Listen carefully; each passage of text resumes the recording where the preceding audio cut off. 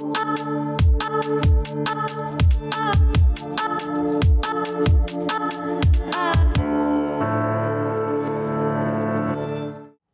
everyone. My name is Anita. Thanks for joining us today. I'm a Developer Specialist Solutions Architect here at AWS. I'm part of the Developer Acceleration DevAX team. In our team, I work with the customers to help them understand how to build secure, reliable, and scalable systems on AWS. I'm also a full-stack software developer with several years of domain experience in the financial services industry.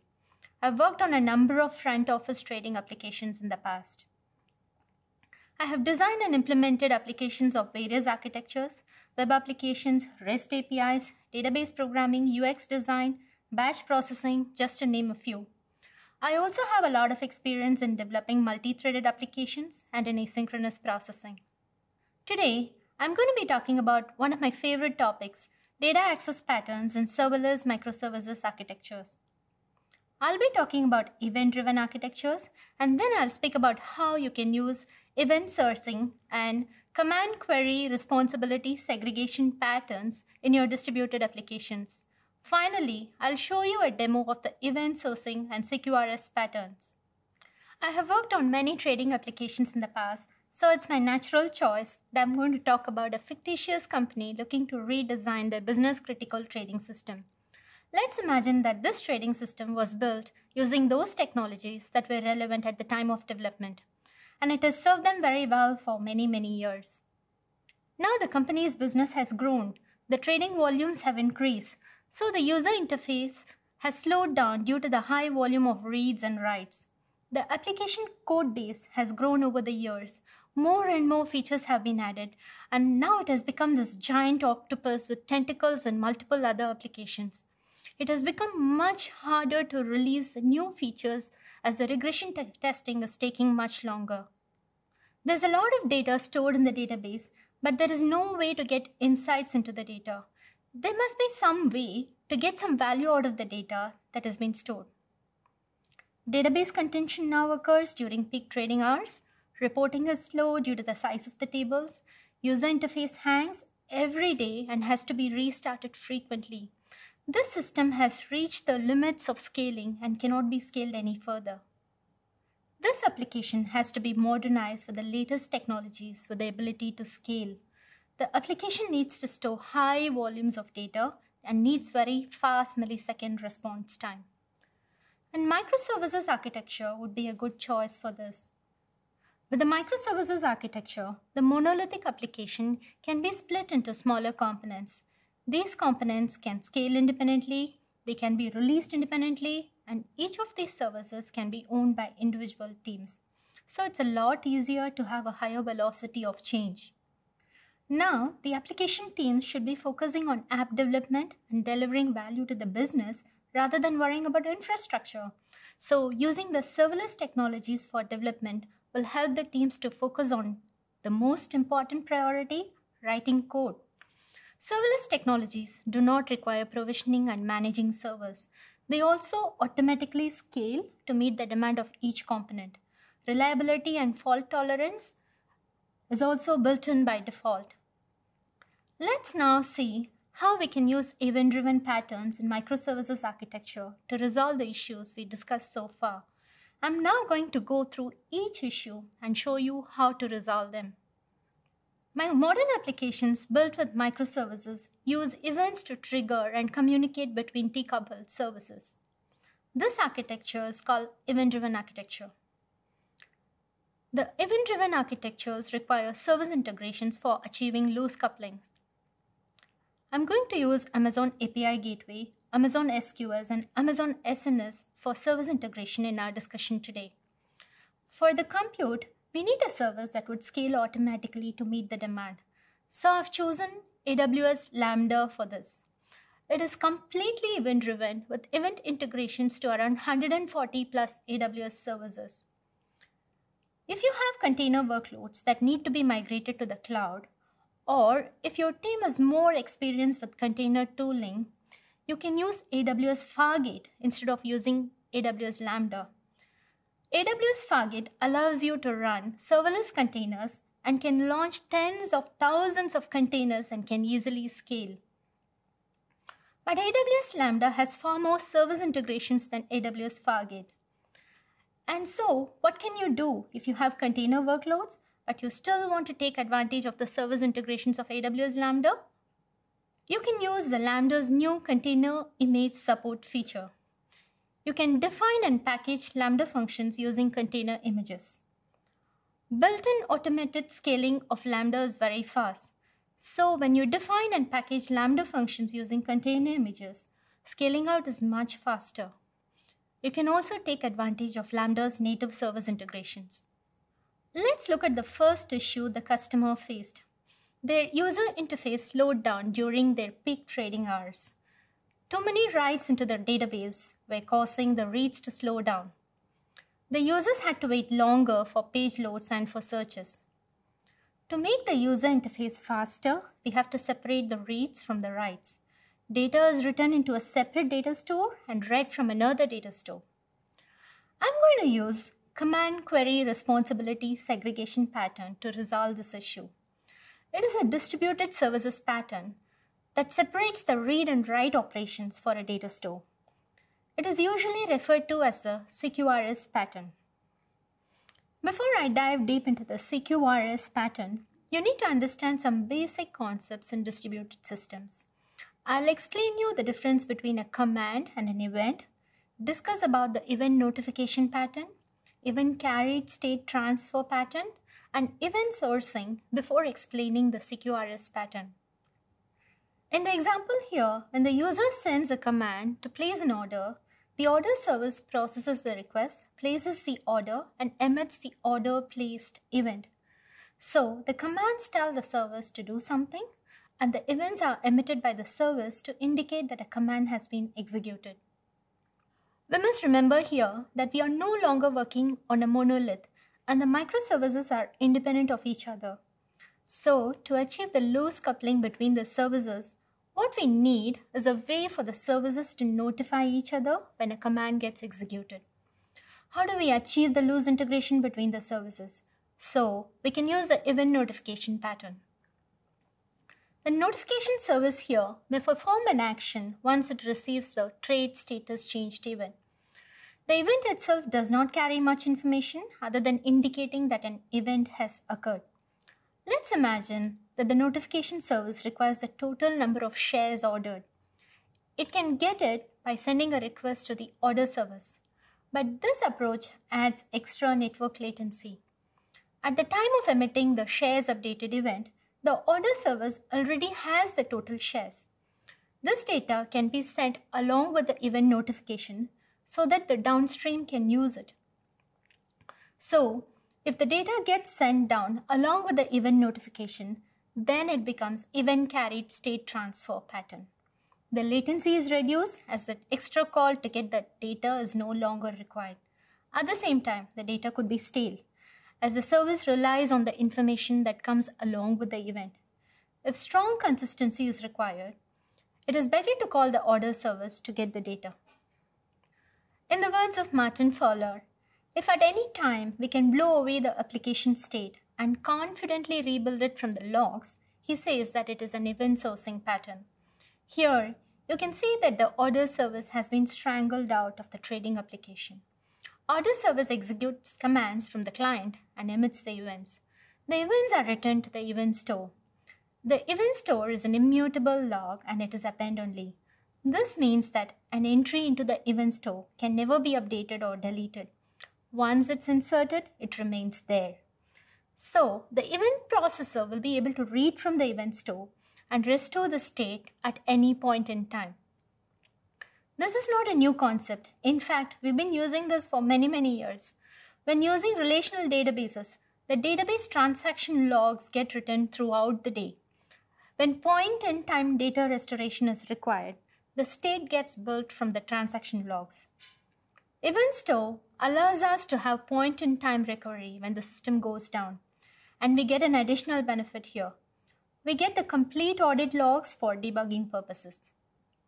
So now we have the event store. What we need is a way to generate the read data stores from the single source of truth. We need to be able to get this data, transform it into a format required by the read endpoint, and store in an appropriate data store. A data transformation service will get stream updates from the event store, rebuild the state, and store it in the read data store. Application can then send the commands to the order service and the queries to the read data store. The writes and the reads are split between the two data stores.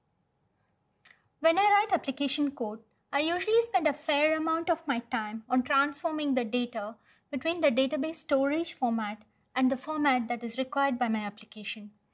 This scaffolding to adapt to different formats used to take bulk of my time.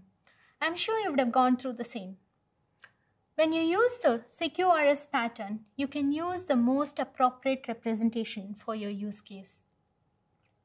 You can have different data transformation services for different data formats, and you can derive different data stores for different use cases. For example, you can create a caching store for frequently accessed data.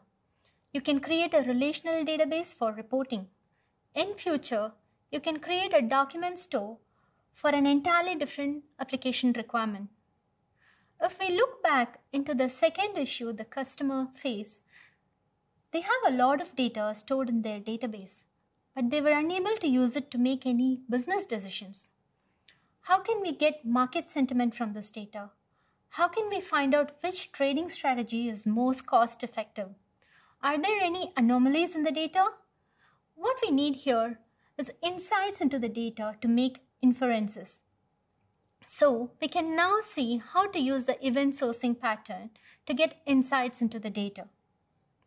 We have terabytes of data in hand. We were able to use the data to positively impact the user experience by applying the CQRS pattern. How can we use the data to derive business value? So now we can feed the event store data into S3 buckets, use AWS Glue to load the data into Amazon Redshift, and use Amazon QuickSight to get insights into the data. We can also use Amazon Elastic MapReduce and perform log analysis, data warehousing, machine learning, and financial analysis, and various other simulations. The third issue faced by the customers was database contention. If you think about the original monolith, it had a large relational database. One large database could not cater to all the processes that were dependent on it.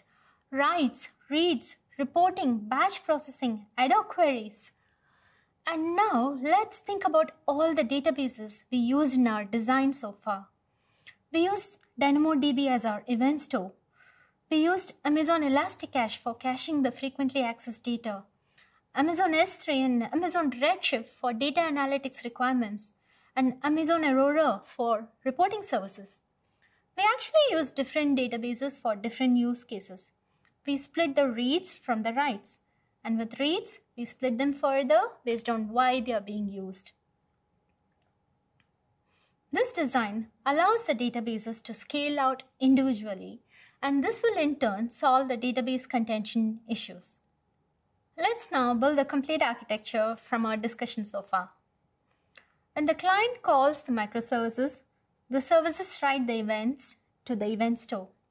The Amazon DynamoDB database here becomes the single source of truth. All events are inserted as new items in the event store. Data Transform Service listens to DynamoDB stream records and publishes to SNS. SNS publishes the updates to the subscribers. In this case, the SQS queue gets the message. Cache Transform Service transforms the data and stores in Amazon ElastiCache database. The client accesses the cache through the search service. If there is a new data format requirement, you can easily add another SQS queue and subscribe to the SNS topic. A new Lambda function listening to the queue will be able to transform into the newer format. This is the complete architecture of the application with CQRS and event sourcing patterns. You can also see how the event store data is fed to Amazon Redshift for data analytics purposes. In this demo today, I'll first show you how to build an event store. I'll then build a cache data store and a relational data store. I have used a fan-out pattern for creating the multiple data stores from the same event store. Using these two data stores, I'll show how the reads can be separated from writes, leading to the CQRS pattern. For the first part of our demo today, let's look at how the order and allocation services write to the event store. I'm using API Gateway endpoints to call the services, and I'm using Amazon DynamoDB as the data store for storing the events. I have already configured the API Gateway with REST API endpoints to call the order service Lambda and the allocation service Lambda.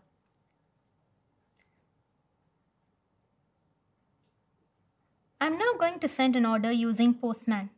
This order is to buy 300 units of stock of XYZ company at a price of $5.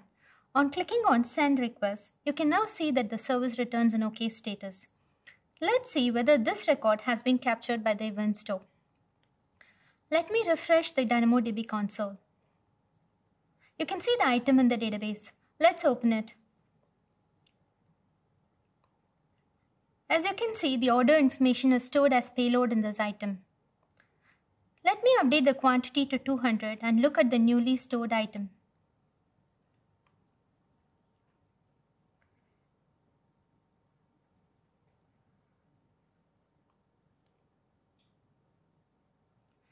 Okay, let's refresh now. You can see that the new item has been created.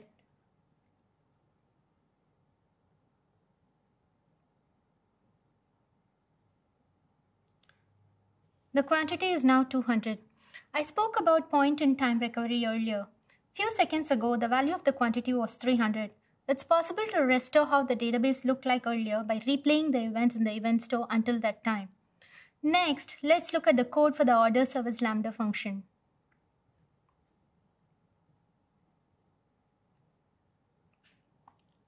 This is the code for the order service Lambda function. I've used .NET Core 3.1 for the implementation.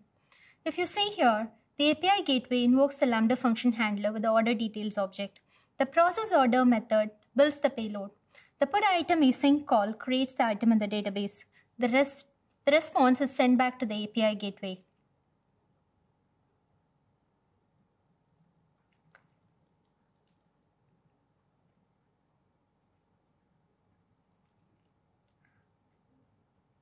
This is the order details object that received the data sent from the API gateway. Next, I'm going to send an allocation using Postman. On clicking on Send Request, you can now see that the service returned an OK status. Let's see whether this record has been captured by the event store.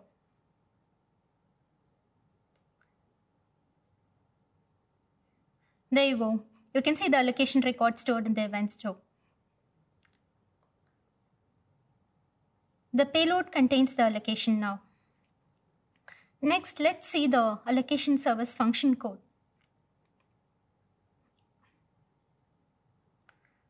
Similar to the order service Lambda, the payload is built and sent to the database. Put item call creates the item in the database, and the response is sent back to the API gateway. In the next part of the demo, we can see how the DynamoDB stream records are processed by the data transform Lambda function and published to the SNS topic. I have enabled DynamoDB streams on event storage table. Applications can access a series of stream records which contain an item change in near real time. A Lambda function is triggered when records arrive in the DynamoDB streams.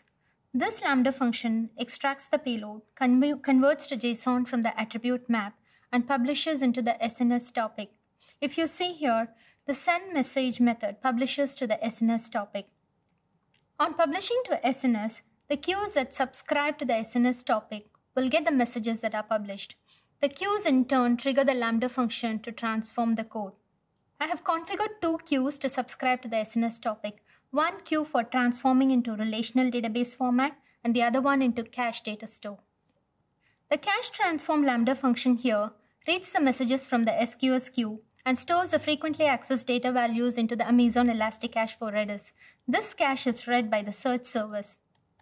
The Lambda function code is here. I've configured to cache the buy sell value of each order. If you can see, the cached info is stored as key value pair. These are the objects that are used by the Lambda function. I have configured an API endpoint for search service Lambda. I'm now invoking the API with the order ID. You can see that the result is by, which was what we cached earlier. This value is read from the Elasticache for Redis database. Let me search using another order ID. If you see, now the result is cell. Now I'm creating a new cell order. I'll change the stock name, quantity, and price. And let's see whether it becomes available in our cache.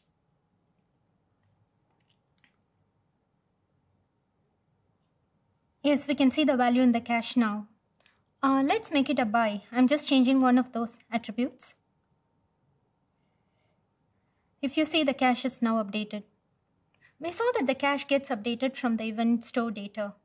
The fan-out pattern using SNS and SQS is very important here as it helps to decouple and scale the design. It allows to add more data stores by simply adding another queue and making the queue listen to the SNS topic. Now let's see how the same data can be transformed into a relational database format. The RDS transform Lambda function is triggered when messages arrive in the SQS queue. This Lambda function converts the data stream into relational data format and stores into the relevant tables. I'm using Amazon Aurora Serverless with MySQL compatibility for this demo. I've already created two tables, orders and allocations, to transform and store the incoming data. The Lambda function inserts or updates the data into the order or allocation tables depending on the event type. Now let's go into the Cloud9 console to see the data in these tables. I'm running a select statement now. You can see that the orders and allocations are stored in the tables. Next, I'll update the stock name from the API. See, let me rerun the query now. As you can see, the stock name will be updated. See, it is updated now. So the write and read responsibilities are separated here as the commands go to the event store where the queries from the applications are redirected to the relational database and cache data store using the relevant search services. So today, I showed you how to build the event store and create multiple data stores using the data from the event store. This logic can be extended to create more such need-specific data stores from a single source of truth, which is the event store. Today, I spoke to you about microservices and how you can use the serverless offerings in the AWS platform. I also discussed the event sourcing and CQRS patterns and how they can be used to solve commonly occurring problems such as user experience degradation and improve data analytics capabilities.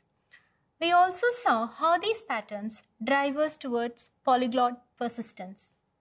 The best way to learn something is to do it by yourself. Try to use these patterns in your applications and see how powerful they are. You join the AWS Summit to learn, and you can keep learning beyond the summit with resources from AWS Training and Certification. For more information, please visit aws.training/learning library and select the containers or serverless domains. Apart from digital and classroom trainings, you can also look into the certifications. A lot of resources are available online. We hope you enjoyed the session. Thanks for being here, and we look forward to seeing you the next time.